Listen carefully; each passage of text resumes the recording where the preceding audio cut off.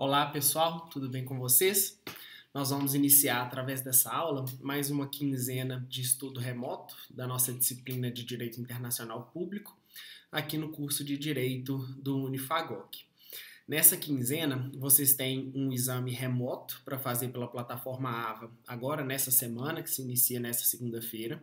Vocês têm uma aula para assistir na quarta-feira, que provavelmente é essa videoaula que eu estou gravando agora. Tem uma aula na segunda-feira e outra aula na quarta-feira.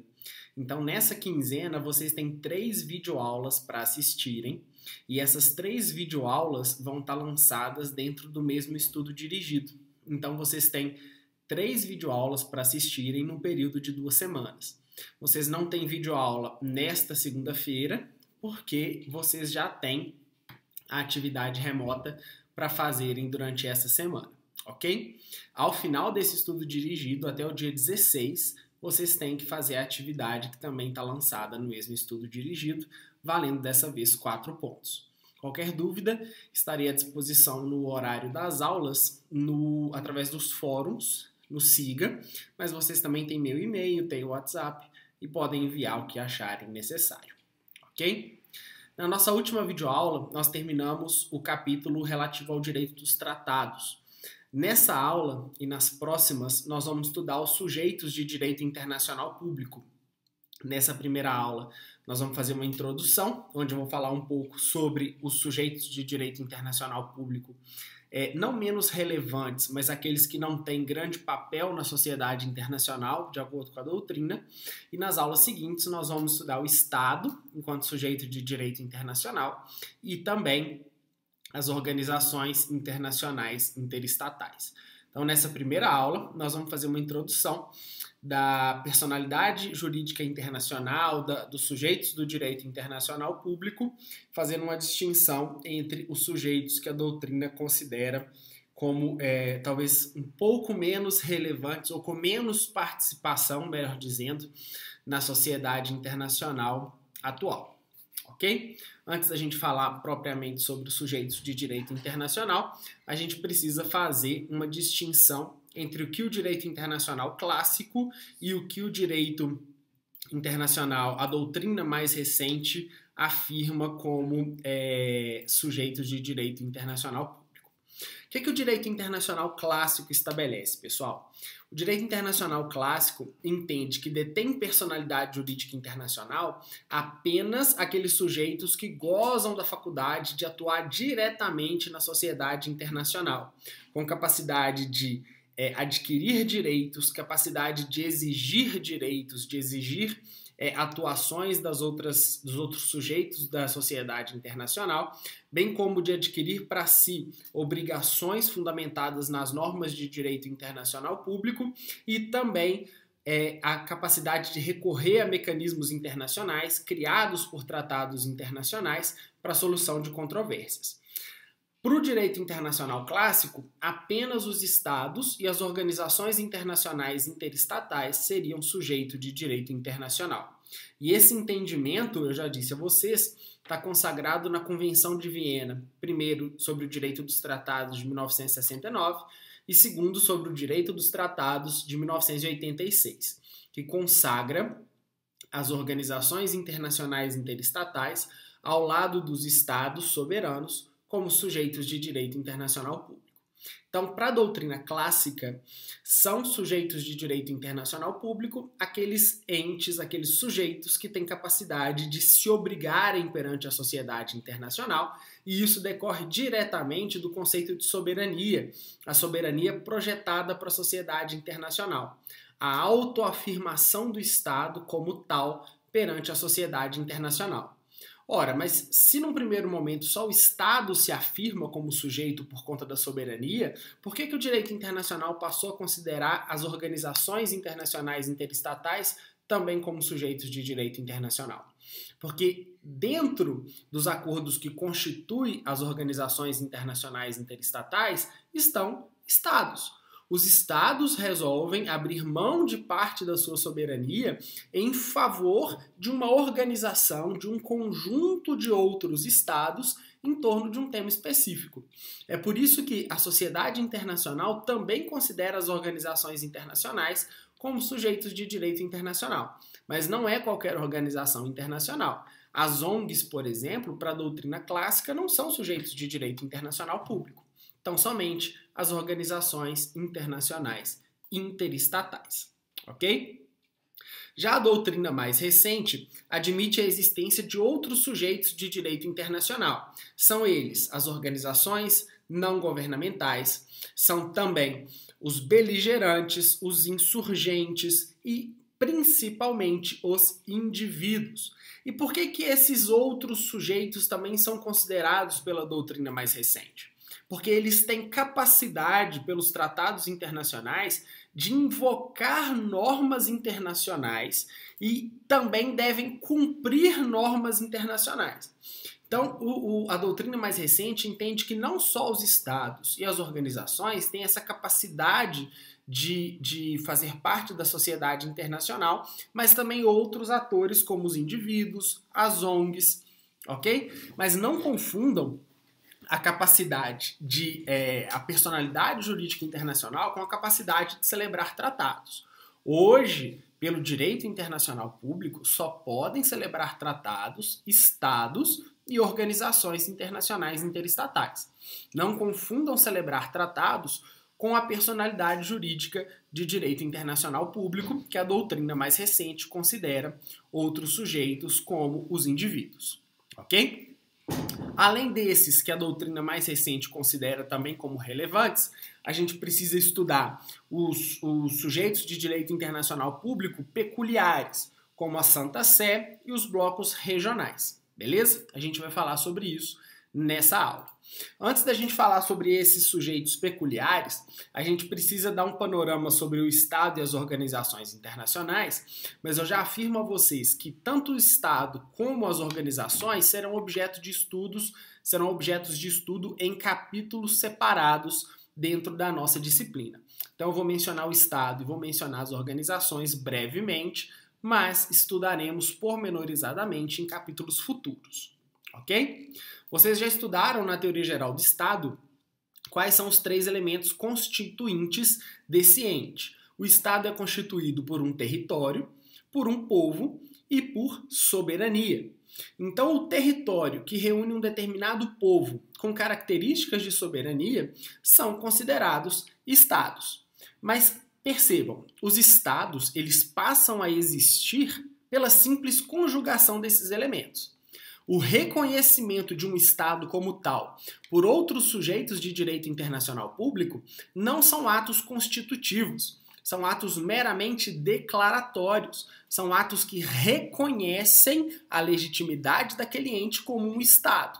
Então, o Estado, para ser considerado como tal, basta reunir os 3 elementos que vocês já aprenderam na teoria geral do Estado.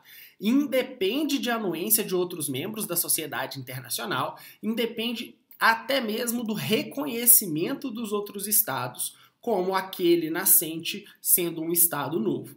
Basta a conjugação desses elementos. O reconhecimento de um estado nós vamos estudar no capítulo específico e vamos estudar os efeitos jurídicos que esse reconhecimento tem. Ok? Vamos falar um pouco também sobre as organizações internacionais. As organizações internacionais são entidades criadas e compostas por estados, e por isso nós falamos das organizações internacionais interestatais, e elas são criadas por meio de tratados, como, por exemplo, o Tratado de São Francisco, que, através da Carta da ONU, criou a Organização das Nações Unidas. O Acordo de São Francisco é conhecido como Carta das Nações Unidas e cria a Organização das Nações Unidas. Então é uma organização criada e regulamentada por meio de um tratado internacional e tem um arcabouço institucional permanente e personalidade jurídica própria. E o objetivo dos estados de formarem essas organizações é perseguirem objetivos comuns. A ONU, por exemplo, tem o objetivo de promover a paz mundial. E esse objetivo da ONU de promover a paz mundial é alcançado através de diversos mecanismos criados pela Carta da ONU, pela Carta das Nações Unidas, que é um tratado internacional que no início reunia um número pequeno de estados no pós-Segunda Guerra Mundial e hoje reúne quase a totalidade de estados nas Nações Unidas. Ok? Só uma curiosidade. a FIFA, enquanto uma organização internacional não governamental que reúne estados em torno de questões de futebol, por exemplo, de esporte do futebol, tem mais estados membros, mais sociedades de futebol membros do que a Organização das Nações Unidas. Mas isso lá na frente a gente vai estudar melhor, beleza? Para a gente começar a estudar os entes peculiares, a gente vai falar um pouco sobre a Santa Sé, sobre o Estado do Vaticano. A Santa Sé é a entidade que comanda a Igreja Católica Apostólica Romana. Ela é chefiada pelo Papa e é composta pela Cúria Romana, que é um conjunto de órgãos que assessora o Papa na missão de dirigir todos os fiéis católicos do mundo. A Santa Sé, como uma entidade, a Santa Sé como uma entidade de organização do Estado do Vaticano, é sediada na cidade do Vaticano, no estado da cidade do Vaticano, e o seu poder não é limitado por nenhum outro estado. O Estado do Vaticano não faz parte da União Europeia, mas adota o euro como moeda oficial. Então vejam, é um estado, é uma cidade-estado, a gente chama de cidade-estado por conta do seu tamanho, que foi criado em 1929 através da assinatura do Tratado de Latrão. O Tratado de Latrão foi assinado entre a Santa Sé e o governo italiano, que na época era chefiado pelo Mussolini. Então, o Estado do Vaticano, a cidade-estado do Vaticano, é o espaço que abriga a organização jurídica da Igreja Católica, que é a Santa Sé. A Santa Sé é um sujeito de direito internacional público e, portanto, pode celebrar tratados, pode participar de organizações internacionais, pode exercer o direito de legação. E o que é o direito de legação? É o direito de enviar e o direito de receber representações diplomáticas de outros estados. Ele pode abrir missões diplomáticas nos estados, e essas missões diplomáticas da Igreja Católica, da Santa Sé, nós vamos chamar de nunciaturas apostólicas, que são chefiadas por núncios apostólicos. Lá na frente, quando a gente for estudar a estrutura diplomática do Estado, a estrutura diplomática do Brasil, nós vamos aprender que a Igreja Católica tem esses representantes, mas que são chamados, na verdade, de núncios apostólicos, que chefiam as nunciaturas, que são as representações diplomáticas dos estados, nos estados que têm acordos de cooperação, que têm acordos diplomáticos com outros estados mundo afora, ok? Já o Vaticano é o espaço territorial, é o estado que tem os seus próprios cidadãos, que tem a sua soberania e que tem o seu espaço geográfico. Então, o Estado é o Vaticano, que é chefiado pelo governo da Santa Sé. A cidade do Vaticano tem um território de 44 hectares, com nacionais próprios, que giram em torno de 800 a 1.000 pessoas, que não são aqueles que nascem na cidade do Vaticano, mas são aqueles que trabalham na Santa Sé. E a maior autoridade do Estado do Vaticano também é o Sumo Pontífice, também é o Papa. O principal papel do Vaticano é conferir o suporte material necessário para que a Santa Sé possa exercer as suas funções.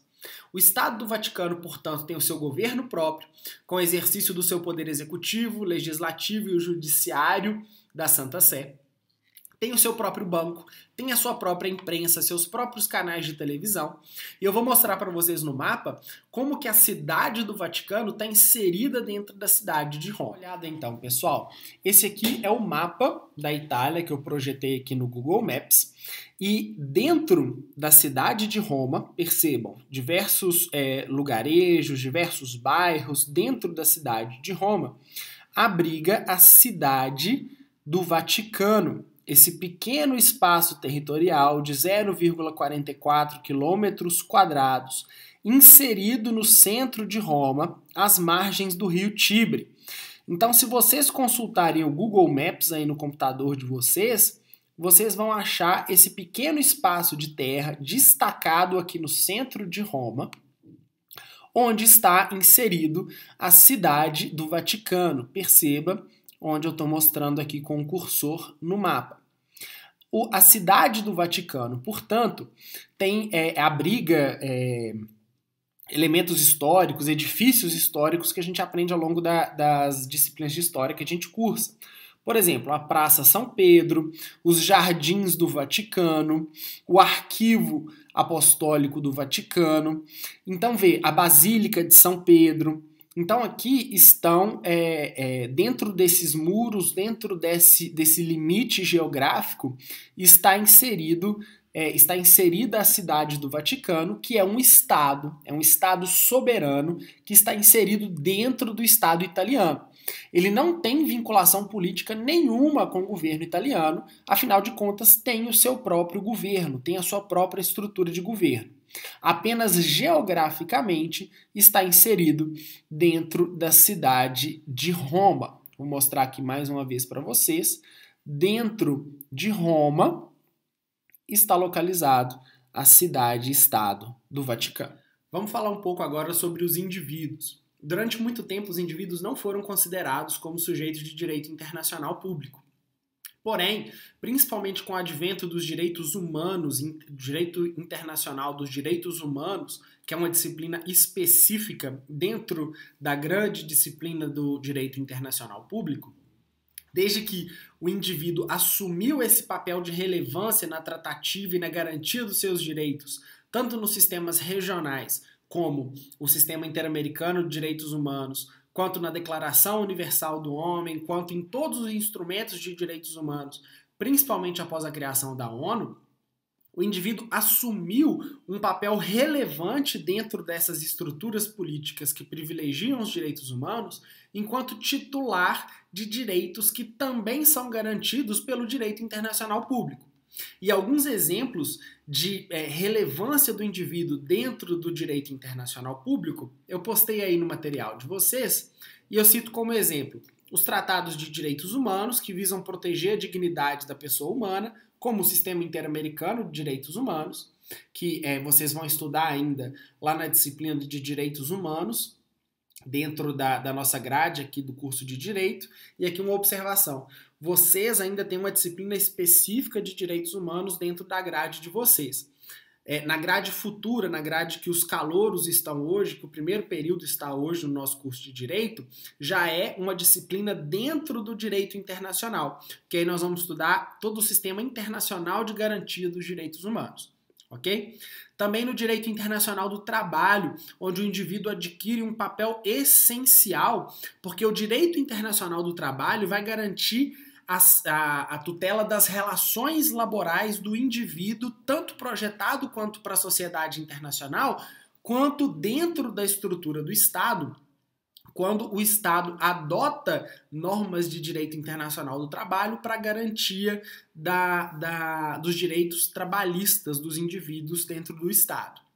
Também o indivíduo ele é obrigado a observar as normas internacionais, principalmente com relação à paz, à proibição da guerra e etc., da violência na sociedade internacional, e caso não o faça, caso viole inclusive tratados de direitos humanos, ele pode se submeter ao julgo do Tribunal Penal Internacional, como alguns famosos ditadores mundo afora já foram submetidos por, em tese, violarem direitos humanos previstos nos instrumentos jurídicos que a sociedade internacional cuidou de criar para a garantia da dignidade da pessoa humana. Ok?